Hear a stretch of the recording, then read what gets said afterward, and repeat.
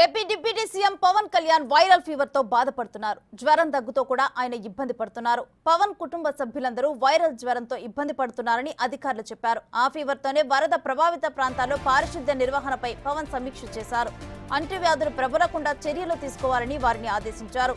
Super chlorination చేపట్టాలని అధికారులకు deputy CM Pawan ఆదేశాలు జారీ చేశారు.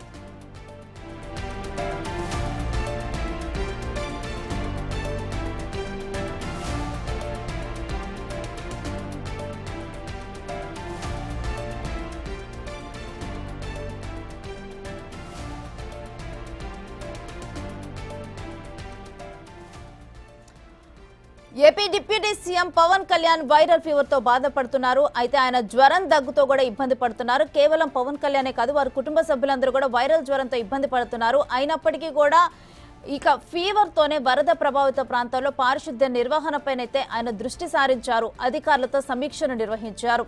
అంటువ్యాధులు ప్రబలకుండా తీసుకోవాల్సిన చర్యలను ఆదేశించారు. ఇక సూపర్ క్లోరినేషన్ ప్రక్రియను చేపట్టాలని అధికారులకు డిప్యూటీ సీఎం పవన్ ఆదేశాలు జారీ చేశారు. ఆల్రెడీ కూడా వరద ప్రభావిత ప్రాంతాల్లో ఇటు వరద నీరు వెళ్ళిపోయిన తర్వాత ఎక్కువగా కూడా బురద, అదేవిధంగా వాటితో పాటు కొన్ని విష పురుగులు కూడా వస్తూ ఉంటాయి. వాటి వల్ల వైరల్ ఫీవర్స్ ఇవన్నీ వస్తూ ఉంటాయి. సో వాటన్నిటి గురించి కూడా సమీక్ష చేశారు. మరి డీటెయిల్స్ ఏంటనేది మా ప్రతినిధి మల్లికార్జున్ అడిగి తెలుసుకుందాం. మల్లికార్జున్, ఈ సమీక్షలో చేసిన సూచనలు ఏంటి? రేణుశ్రీ, జ్వరంతో కూడా అంటే గతంలో కూడా పవన్ కళ్యాణ్ కి సంబంధించి ఫీవర్స్ అనేవి చాలా ఎక్కువగానే వస్తూ ఉన్నాయి. ఎలక్షన్ ముందు కూడా అంటే ప్రచారంలో ఉన్నప్పుడు కూడా చాలా తీవ్ర ఇబ్బందులు కూడా పవన్ కళ్యాణ్ ఎదుర్కొన్న పరిస్థితి కూడా కనిపించింది. తర్వాత అధికారంలోకి వచ్చినప్పుడు కూడా రెండోసారో మూడోసారో ఇప్పుడు ఫీవర్ కూడా రావడం జరిగింది. ఈసారి ఫీవర్ వచ్చినా సరే వరద ప్రభావిత ప్రాంతాలకు సంబంధించి చర్యలు కంపల్సరీగా ఆయన డిప్యూటీ సీఎం గా ఆయన నిర్వర్తించాల్సిన బాధ్యతలు ఉన్నాయి. కాబట్టి అందులోనూ వరద ప్రభావంతో చాలా మంది ప్రజలు తీవ్ర ఇబ్బందులు ఎదుర్కొంటున్నారు. కాబట్టి ఎక్కడా కూడా ఆయన రెస్ట్ తీసుకునే మూడ్లో లేను అనే విషయాన్ని ప్రజలకు మరింత భరోసా. ఎందుకంటే అతని ఆరోగ్యం బాగోలేకపోయినా ప్రజలకు భరోసా అనేది ముఖ్యంగా ఉండాలనే ఉద్దేశంతో కూడా పవన్ కళ్యాణ్ ఈ వైరల్ జ్వరంతో ఇబ్బంది పడుతున్నా కూడా సమీక్ష సమావేశాన్ని అయితే నిర్వహిస్తా ఉన్నారు. అధికారులతో ముచ్చటిస్తా ఉన్నారు, సూచనలు సలహాలు ఇస్తా ఉన్నారు, ఎక్కడెక్కడ ఏం జరుగుతుంది అనేది మానిటరింగ్ చేస్తా ఉన్నారు. ఈ నేపథ్యంలోనే పారిశుద్ధ్యానికి సంబంధించి నిర్వహణ అంటే పారిశుద్ధ్యం ఏ విధంగా ప్రధానంగా చూసుకుంటే మనం వరద వెళ్ళిపోయిన తర్వాత బురద అనేది, తర్వాత పారిశుద్ధ్యం అనేది చాలా విపరీతంగా పెరుగుతూ ఉంటుంది. దాని ద్వారానే వైరల్ ఫీవర్స్ అనేది ఎక్కువగా వస్తూ ఉంటాయి. సీజనల్ వ్యాధులు వ్యాపించే అవకాశం ఉంటుంది. అందుకోసం అన్ని దృష్టిలో ఉంచుకొని వాటిపైన కూడా దృష్టిని సాధించడం జరిగింది. అధికారులతో కూడా ఆయన అప్రమత్తంగా ఉండాలనే ఉద్దేశంతో అధికారులతో సమీక్ష సమావేశాన్ని కూడా నిర్వహించడం జరిగింది.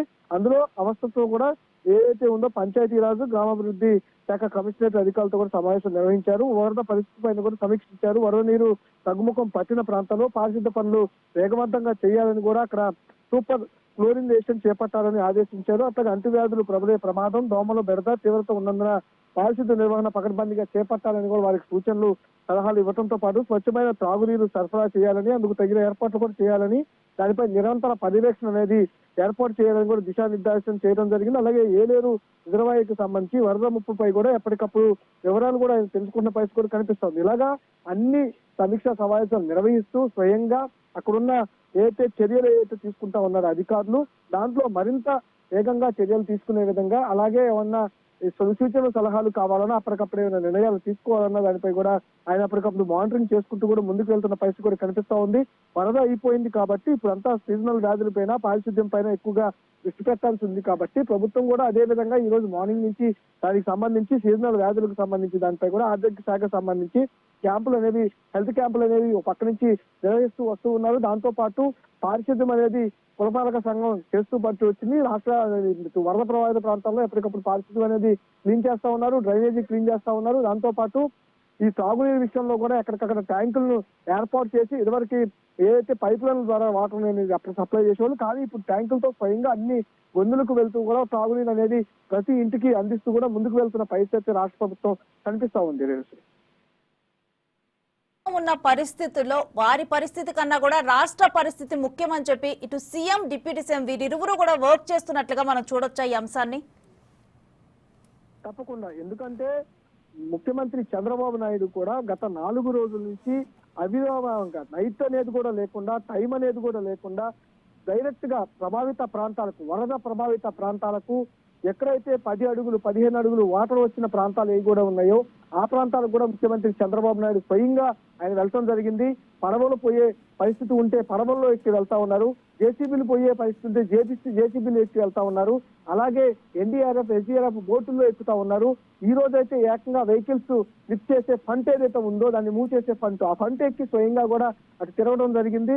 అంతేపాటు ఈ రోజు ఒక పెద్ద ప్రమాదం నుంచి కూడా ముఖ్యమంత్రి ఇట్లా బయటికి పట్టడం కూడా జరిగింది. ఎందుకంటే ఈ ప్రొక్లైన్ ఈ రైల్వే ట్రాక్ కు సంబంధించి ఒక గండి అనేది ఇటు బుడమేరు కాలం నుంచి ఏలూరుకి కాలువకి పట్టడం జరిగింది. అది కింద నుంచి అనేది చూడటానికి, ఎందుకంటే అది ప్రమాదభరితంగా ఉండటం జరిగింది. ఎందుకంటే మనం మిర్చి తరఫు నుంచి గండి పడిన అప్పుడే మనం ఆ లొకేషన్ కు, అంత ప్రభావిత ప్రాంతమైన లొకేషన్ కింద నుంచి రిపోర్టింగ్ అనేది కూడా చేయడం జరిగింది. ఇదే అక్కడికి వెళ్ళటానికి అంత ఇబ్బందికర వాతావరణం. అంటే అక్కడ నడిస్తే గనక చాలా ఇబ్బంది ఉంటుంది.